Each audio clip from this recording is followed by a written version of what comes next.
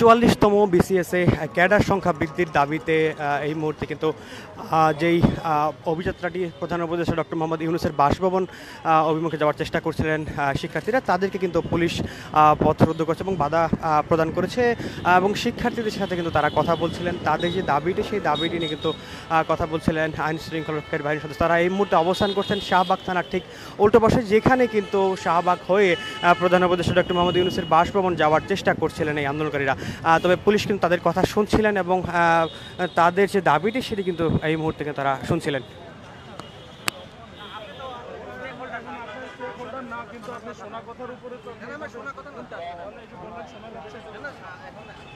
Propaganda ছড়াই গেছে সামাজিক যোগাযোগ মাধ্যমে, অন্য জায়গায়, বিভিন্ন জায়গায় চাকরির গ্রুপগুলোতে প্রোপাগান্ডা ছড়াই গেছে।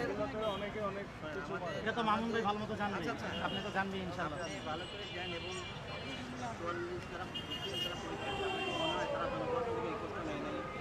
আমরা ভাই জনপ্রশাসনে প্রতিদিনই আমাদের যাওয়া হয় ভাই, মানে সরাসরি তো আর পয়েন্ট করে তো ফিঙ্গার পয়েন্ট করে তো বলতে পারি না। এর জন্য এইভাবে প্রোপাগান্ডা গুজব এভাবে বলতে হচ্ছে, উৎস উল্লেখ করে তার বলা যায় না। মাননীয় প্রধানমন্ত্রীর সাথে সাক্ষাৎ শোনেন, আমি জানি তো এটা হবে না। আমরা যাবো মিডিয়া ফুটেজ হবে, মানে আমরা রওনা দিব, মিডিয়া ফুটেজ হবে।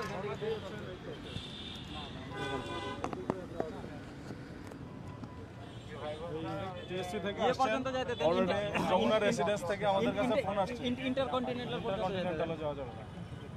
এই যমুনা ওখানে টিএসসিতে আপনারা এই করতেছিলেন, মিডিয়াতে দেখলাম লাইভ হচ্ছে। তারপরে একটু পরে কি ব্যবস্থা ইন্টারকন্টিনেন্টালের সামনে থেকে আসি। আপনি একটু আমাদের হচ্ছে যে মাসুদ স্যার আছে, ডিসি মাসুদ স্যার, আপনার সাথে একটু কথা বলার ব্যবস্থা করে দেন। আপনি কি করতে পারেন? আমরা ওনার সাথে যেটা করতে পারি, আপনাদের কথাটা শুনলাম আর আপনাদেরকে আমি জানাইতে পারি যে এখানে ওদিকে যেতে পারবেন। আর আপনার জন্য প্রধান উপদেষ্টা স্যারের সাক্ষাৎ সেটা আমি করতে পারবো না, সেটা করার দরকার নেই। 10 মাসে আমি দেখি নাই কেউ স্যারের সাথে এরকম রাজপথে এসে আন্দোলন করে গিয়ে না। স্যারের হ্যান্ডস আছে, তারা কথা শোনেন স্যারের কাছে গিয়ে। ভাই আপনি করতে পারেন, আমি দেখি নাই। বাসস্থানের সামনে গিয়ে বসে পরে স্যারের প্রতিনিধির সাথে সাক্ষাৎ করতে আমি নিজেও ছিলাম সেখানে। আপনি করতে পারেন, আমি দেখি নাই। আমি রমনায় 10 মাস হয়েছে তো আমি কাউকে। আপনি একটু ডিসি স্যারের একটু ফোন দেন, কাইন্ডলি একটু বলেন যে আমরা দেখা করবো, ডিসি স্যারের সাথে দেখা করবো। থানায় চলেন, স্যার আছে, ভাইয়ের সাথে দেখা করি। আপনারা না ওদিকে যেতে পারবেন না, ওদিকে গেলে আপনি যান সাধারণ জনগণ হিসেবে, আপনি মিছিল নিয়ে যেতে পারবেন না। আপনি সাধারণ জনগণ হিসেবে যমুনার সামনে দিয়ে ওই রাস্তাটা ওপেন আছে, কোনো সমস্যা নেই। আপনি সাধারণ জনগণ হিসেবে যান, বাট মিছিল নিয়ে আপনি যেতে পারবেন না। না মিছিল নিয়ে যেতে পারবেন না। মানে কেন যেতে পারবো না সেটা যুক্তিগত বলেন একটু কাইন্ডলি। কারণ অযৌক্তিক। আপনি কেন মিছিল নিয়ে আপনি ওখানে যাবেন? অযৌক্তিক ভাই, যারা যারা করে সব যৌক্তিক, আমরা অযৌক্তিক। আপনি এখনো জানেনই না যে জিনিস শোনার কথা প্রপাগান্ডা ভাই, চলছে। না প্রপাগান্ডা চলে না। থেকে চলে যাবেন।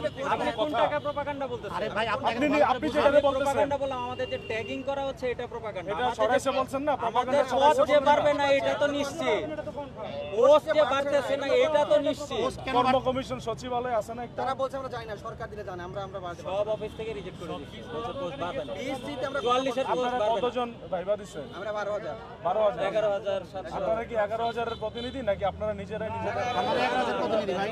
এই কয়জন? এই কয়জন দেখতেছেন ভাই, কালকে তাহলে বেশি আসলে কি ভালো হবে? কারণ আপনারা এইভাবে হয় না। মামুন ভাই, ভাই শুনেন, এই করতে করতে ইয়ে হয়ে গেছে রোদের মধ্যে। তা আমরা কি করি না ভাই? আপনারা করেন তো ভাই কি করেন, কিন্তু আপনি ভাইবা দিয়েছেন, আপনার এখনো রেজাল্ট হয় নাই। আপনি ধারণা করতে একটা ই থাকে, আপনি চলে যাচ্ছেন যমুনায়। আপনি মনে করলাম যে আপনি ভালো পারবেন না ভাই, পথ তো পারবে না বলে দিছে। পথ না বললে আপনি কি করে? আপনি জোর করে পথ বাড়াবেন? আপনার সার্কুলারে কয়টা পথ ছিল? সার্কুলার থেকে প্রত্যেক বিসিএস তো পথটা বাড়ে, বাড়বে। এটা কোন নীতিতে আছে? আমার কাছে চিঠি আছে যে 44 বিসিএস থেকে পোস্ট বৃদ্ধি করার জন্য জনপ্রশাসনে চিঠি আসছে। যে চিঠি আসলে কি বাড়াইতে হবে এরকম বলছে? অন্য বিসিএস তো বাড়াইছে, অন্য বিসিএস বাড়াইছে, আপনারটা বাড়াইতে হবে এরকম বলছে। কেন বাড়াবে? কোন যুক্তিতে বাড়াবে? ভাই দাঁড়ান, এই মোবাইলটা বের করে ভাইকে দেখান। দেখেন চিঠি আমি দেখছি, এগুলো 36 থেকে 36 এও বাড়াইছে। হ্যাঁ, আমি পুলিশে আপনি কততে আসছেন বলেন? 36 আসছি। হ্যাঁ আপনি 36 না জানি তো বাড়াইছে যখন মনে হয়েছে বাড়াবে, যখন মনে হবে কমাইছে। এখন আটকে দেওয়ার মানে কি? আটকাই দিল কোথায়? এখন তো বাড়াচ্ছে না, বাড়ার তো কোনো আপনার পদ বাড়াইতে হবে, এটা কোনো আন্দোলন হতে পারে? আপনি পরীক্ষা দিচ্ছেন এই পদের এগেস্টে, আমার চাহিদা আসছে, সে চাহিদা দিবে না। কোথায় চাহিদা আসছে? কে দিচ্ছে জনবসন চাহিদা? আছে, মন্ত্রণালয় দিছে, মন্ত্রণালয় চাহিদা দিছে, বলছে যে এই পোস্টগুলো 44 থেকে নেওয়া হোক। কারের চাহিদা দিচ্ছে? জনবসন পাঠাচ্ছে না, বলছে যে সিএ কার্যালয়। আপনারা জনপ্রশাসনে যান। জনবসন সিএ কার্যালয় কি? বলছে সিএ চিফ কার্যালয় অ্যাডভাইজার্স অফিস। রিজেক্ট করছে। হ্যাঁ হ্যাঁ তাহলে আর কি শেষ? হ্যাঁ আমরা সেখানে যাবো, কিন্তু রিজেক্ট বলবে না, যে কারণে রিজেক্ট আপনাদের কেন বলতে হবে? এটা তো বলবে জনপ্রশাসন। ভাই যে একটা অভ্যুত্থান হয়ে গেল, এই যে আমাদের বেকার চাকরি, আমার ভাই লজিক দিয়ে কথা বলেন ভাই। দাঁড়ান আমি বলি এভাবে হয় না, আপনারা বিশেষ ভাইবা দিচ্ছেন, আপনাদের থেকে বেশি লজিক কথা বলছি। বলেন 37, 38, 40, 41, 43 সবগুলাতেই গড়ে 300 থেকে 500 পদ বাড়ছে। বাড়ছে। এখন আমাদের যদি না বাড়ায় অ্যাটলিস্ট তো বলবে কেন বাড়াবে না। সেই জবাব তো প্রধান উপদেষ্টা কার্যালয় থেকে নিশ্চয়ই জনপ্রশাসনে চিঠি দিচ্ছে।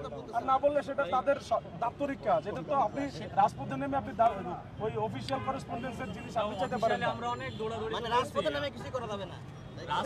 আপনি বলছেন না, আপনি বলতেছেন রাজপথে নেমে এসব অফিসিয়াল কাজ করা যাবে না। রাজপথে নেমে অফিসিয়াল কাজ করা তাই যায়? তাই তাই তাহলে আবার শেখ হাসিনা ইন্ডিয়া গেল কেমনে? আপনি সেটা বলেন। ঠিক আছে নিয়ে গেল না ভাই সব কিছুরই আপনি 20 জনের মধ্যে নিয়ে আসলে হবে না। মানে 20 জন ভাই 20 জন দেখতেছেন 20 জনের দেখতেছেন। আমি বললাম তো, বিসিএস প্রার্থী ভাই আপনি তো বিসিএস দিয়ে আসেন আমি ভাই BCS দিয়ে আসছি। আপনি তো ভাই এখন জি না। 36 বিসিএস ভাই